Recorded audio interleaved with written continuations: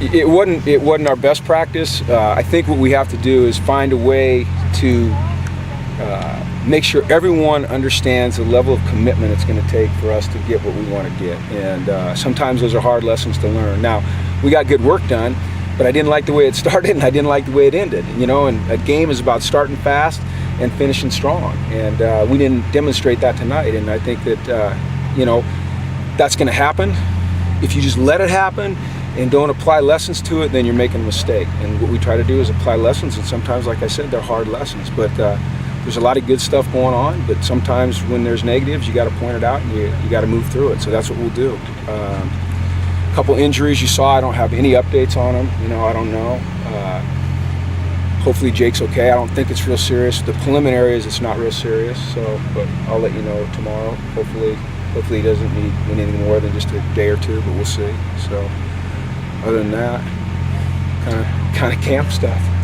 So the two freshmen were out here too? Yeah, and Sharp's coming in tomorrow. Yeah, you know what? We've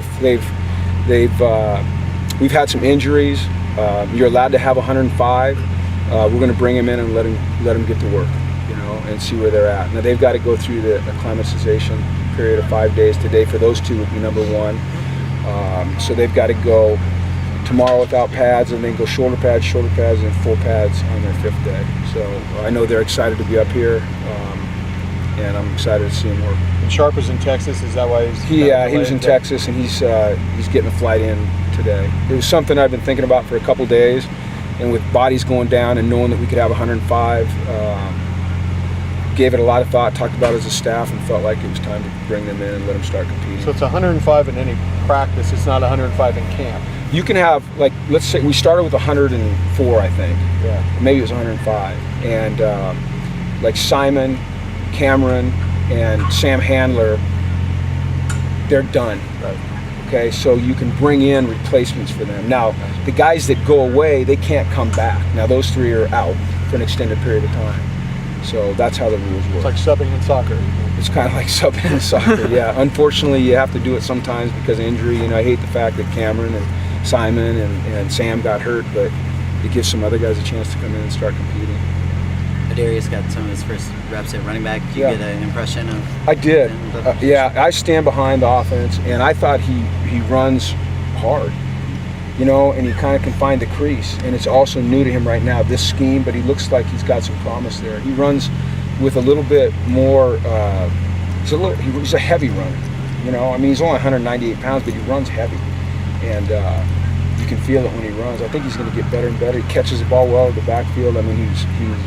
He's only been there a couple days. I know that yesterday he spent the whole day up at Greenwood studying, and I think he's really showing a commitment to getting on the field for us this year. I like that. When you say run heavy, you mean like low center of gravity? Yeah, he drops it. He gets, they say that term, gets behind his pads. He can bend his knees, bend at the hip, get his weight kind of behind his pads, and you feel him when he's running. He doesn't run like a feather. Some guys run like feathers. They look really pretty and they're really fast, but they can't hit it up in there and bring any oomph, and he brings some oomph, and we need that. So was that done on his own at Bruin Woods, that he studied on his own? Yeah, I'm assuming so. I walked by him a couple times and saw him studying, and it didn't bother him. He's a very determined young man. You saw it when he was playing corner. You saw it in the spring. He doesn't say much at all. He just works his tail off. When we moved him to running back, I already told you what he said to me, and he didn't say it in an arrogant way, just in a confident way, and really just more of a determined way. And he's the kind of guy you like on your team, because no matter what is going on, what the odds are, what situations he's placed into, he just keeps going, man. I like that about him a lot. Hopefully he can help us. Coach, you saw Eldridge Masson catch like a fade route in the end zone over Fabian. Is that something you see having more of going forward? Say what now? Eldridge got like a fade route in the end zone. Is that something you see more of? I would hope so. I don't want to see him caught over Fabian, but I like to see him caught. He's a big, long-arm guy, and Brett can throw it up there, and he goes and attacks the ball. That's what good receivers do, is they don't let it come to them. They go attack the football, and that's what Eldridge does. And, I see Van Dyke doing that. I see Jordan Payton doing that.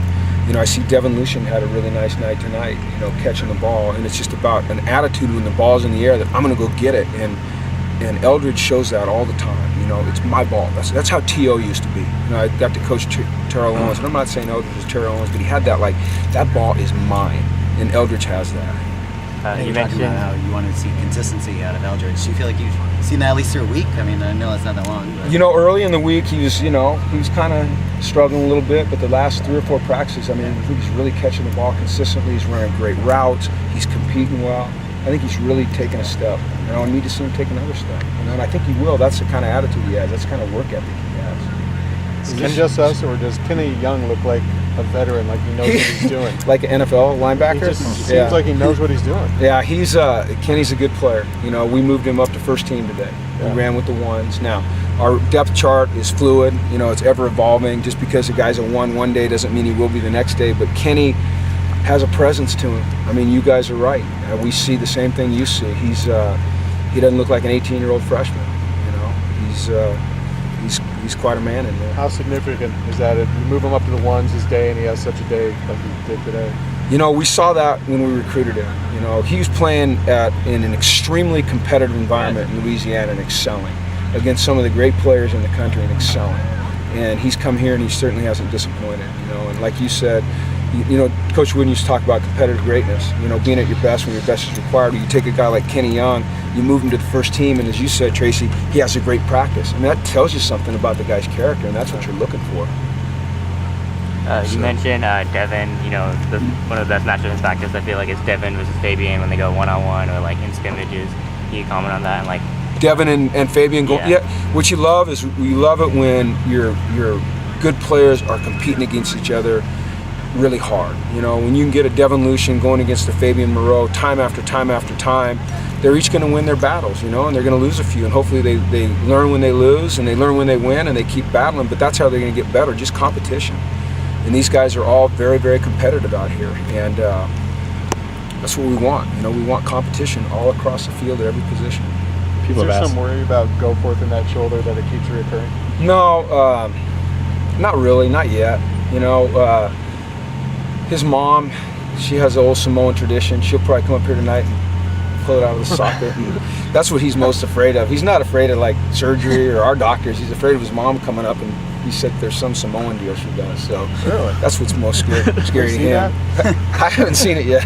He says it works though. He told me about it. Like, oh man, my mom's gonna hear about this. She's gonna be up here pulling on my shoulder. So.